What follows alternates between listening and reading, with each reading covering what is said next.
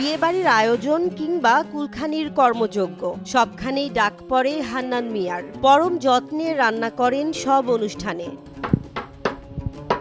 এছাড়া ইলেকট্রিক, পানির লাইন ও টাইলস মিস্ত্রির কাজও করেন হান্নান মিয়া। লাইটিং করি, কারেন্টের কাজ করি, পানি লাইনের কাজ করি। গেল ৬৫ বছর ধরে এসব কাজ করে আসছেন তিনি। 91 থেকে শুরু করছি, যখন আমি ইস্তানাতে যাই 91 সালে, তখন থেকে আমি এই কাজগুলো করি। এসব কাজের বাইরেও মৃত মানুষকে গোসল করান হান্নান মিয়া।